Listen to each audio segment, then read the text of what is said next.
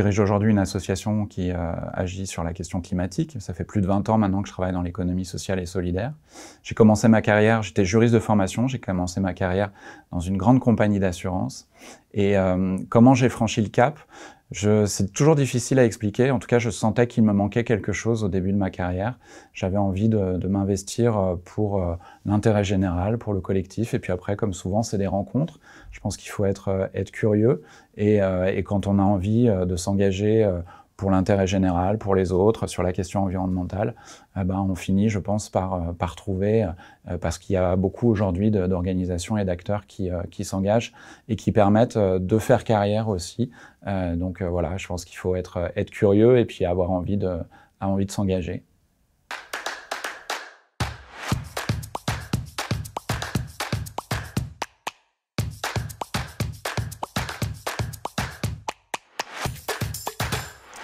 Oui, je crois que l'attention à l'autre est l'enjeu numéro 1 de ce siècle, parce que tant qu'on n'a pas pris vraiment conscience de l'ampleur d'un problème, que ce soit au niveau de notre société de façon générale, la question environnementale, les questions sociales, on voit qu'il y a beaucoup d'inégalités aujourd'hui dans notre pays et dans notre société à l'international évidemment aussi.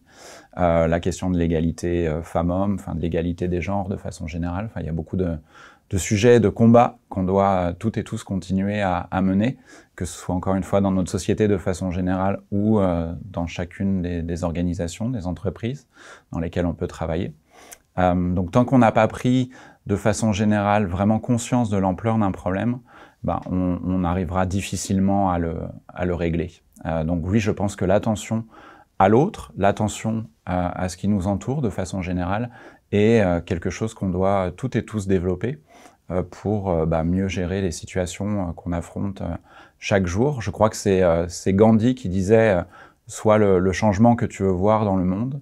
Donc je crois qu'incarner le changement, incarner la société ou l'entreprise dans laquelle on aimerait travailler de façon idéale et le monde dans lequel on voudrait toutes et tous évoluer, un monde plus pacifique, avec plus de bienveillance, plus de solidarité, plus de respect de l'environnement, évidemment aussi, tout ça est lié.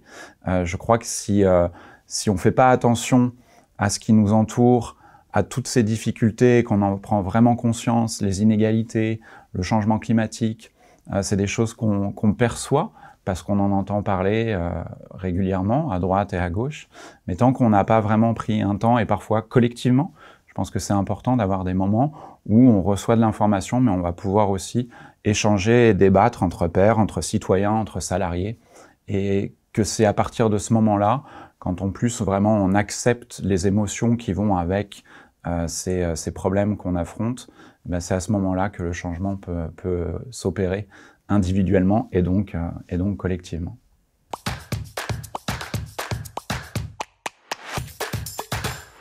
Je ne pense pas qu'on puisse développer des choses vraiment en profondeur en matière de responsabilité sociale de l'entreprise si on ne développe pas aussi un accompagnement pour le développement des soft skills en entreprise. Je crois que tout est lié et qu'aujourd'hui, les compétences non techniques, le comportemental est important pour appréhender le changement nécessaire à la responsabilité sociale des entreprises.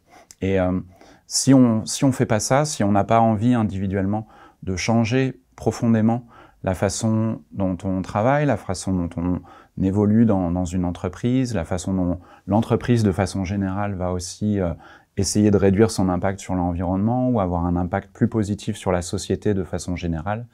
Je crois que si individuellement on n'a pas vraiment fondamentalement envie de ça, on fera ce qu'on peut appeler du greenwashing par exemple en matière environnementale, c'est-à-dire qu'on survolera les enjeux, mais on les attaquera pas en profondeur. Donc oui, développer la confiance en soi, la créativité, la confiance dans les autres de façon générale, savoir mieux écouter ses émotions, savoir les accompagner et puis répondre à tout ce qu'on peut ressentir qui peut être positif ou négatif, parce qu'aujourd'hui, dans le monde dans lequel on évolue, y compris dans les entreprises, il peut y avoir évidemment des peurs, des craintes, voilà, il y a des menaces, hein, et le changement climatique en est une. Et on sait qu'il y a beaucoup d'entreprises ou de secteurs d'activité qui vont être menacés ou en tout cas devoir évoluer dans les années qui viennent.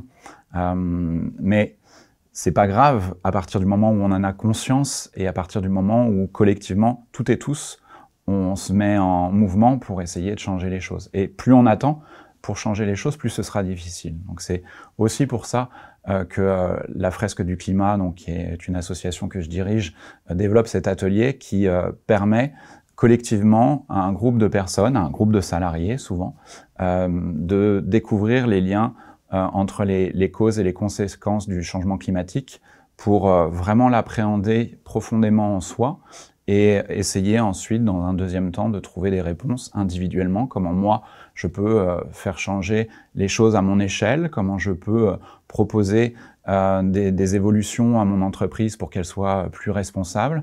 Même individuellement, en tant que salarié et en tant que citoyen, j'ai aussi un rôle à jouer. Et si voilà, tout le monde se met en mouvement, il y aura aussi quelque chose de l'ordre de l'exemplarité.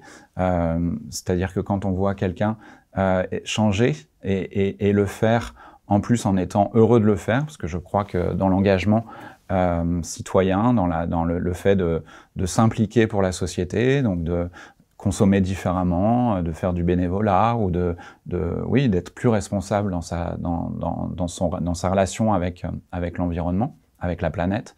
Je crois qu'il y a, contrairement à ce qu'on dit parfois, les gens parlent parfois de sacrifice, disent ouais, ben, c'est un peu ces gens qui s'engagent sont des gens qui sont un peu tristes, alors qu'en fait moi je vois tout le contraire, c'est-à-dire que depuis longtemps maintenant j'évolue professionnellement ou bénévolement dans des milieux où les gens sont très engagés sur des questions sociales, dans un premier temps dans ma carrière, aujourd'hui beaucoup sur la question environnementale et climatique, et je vois des gens qui sont heureux de le faire, qui sont pas du tout dans le sacrifice. Alors c'est vrai qu'ils renoncent à certaines choses, mais ils sont contents de le faire et il y a un vrai bien-être qui se dégage de ces personnes-là. Donc que ce soit dans la société, encore une fois, de façon générale ou dans une entreprise, je pense que c'est bien de changer et c'est même efficace pour une entreprise de voir à un moment donné ses salariés avoir envie d'être plus responsables d'un point de vue social et environnemental.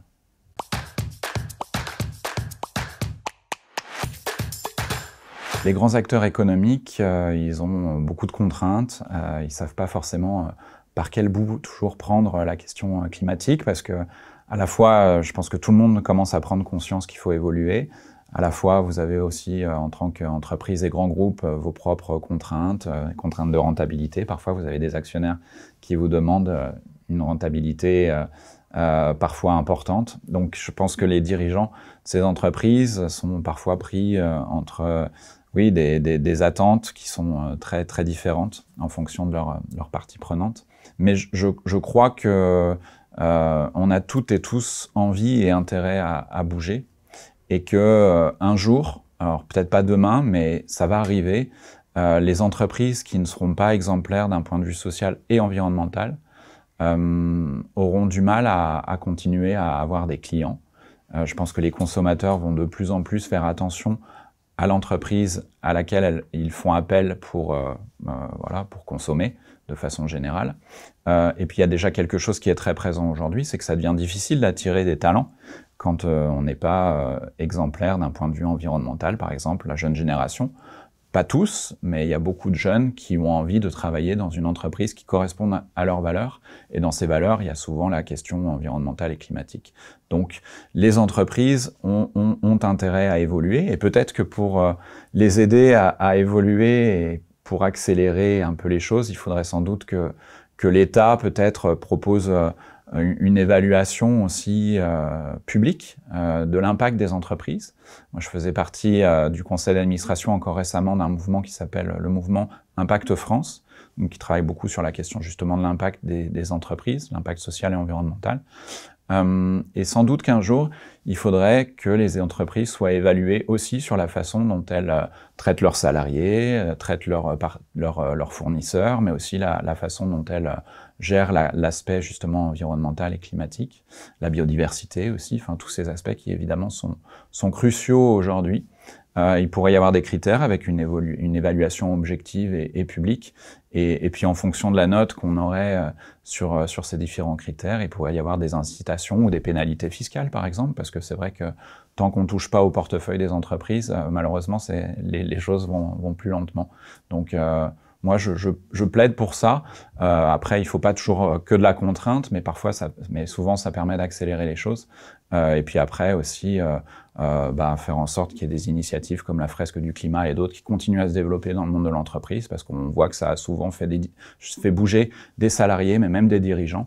Le fait voilà, encore une fois, prendre conscience du problème, ça permet souvent d'accélérer les choses par la suite.